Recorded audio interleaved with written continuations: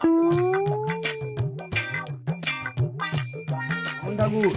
করবো?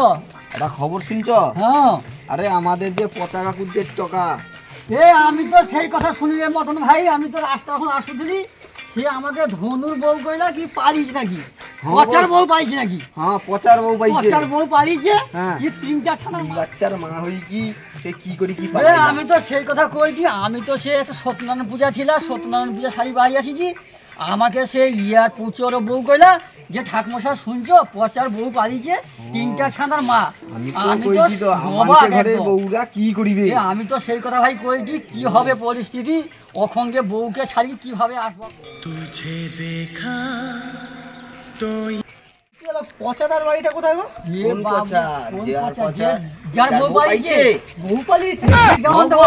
তুমি জানো নি? এ বাবু তোমার বাড়ি কোনটি? রাত্রে পাইছে গো। বাবু তোমার বাড়ি কোনটি? আমি তো কলকাতা।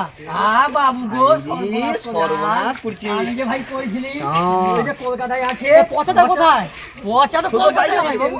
পচা তো আমরা কলকাতা শহরে একসাথে কাজ করি। ও এইবার আজকে আমার বাড়ি ওর জানি বাড়ি তো, যাবো। সেই ঘটনা। সেই ঘটনা ওর কইছিলাম। বাড়িতে আমার নিমন্ত্রণ ছিল আজকে।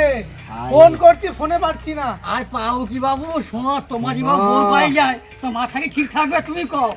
তো সেই অবস্থায় হিসেবে সে বাবু পচাদা তার তিনটা দুটা মাইজি একটা টাকা। একটা টোকাকে লিখি যাও বাবু, তা কি খাইছি কষ্ট। কি পাইছি গো? তিনটা ছাড়া মা বাবু।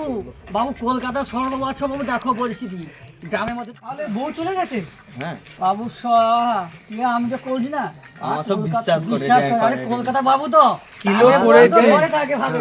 কিলো আগে করেছে, বাবু কি খাই বলছে ভাই। কিছু বুঝতে পারছি না। চাই পালাই। তোকে আমি বলি। समझ रहे हो समझ रहे हो समझ रहे हो? তাহলে সব জানাজানি হয়ে গেছে। আমরা এখানে থেকে তাহলে বেশিক্ষণ থাকলে আমার রিস্ক হয়ে যাবে। আমি তাহলে পালাই।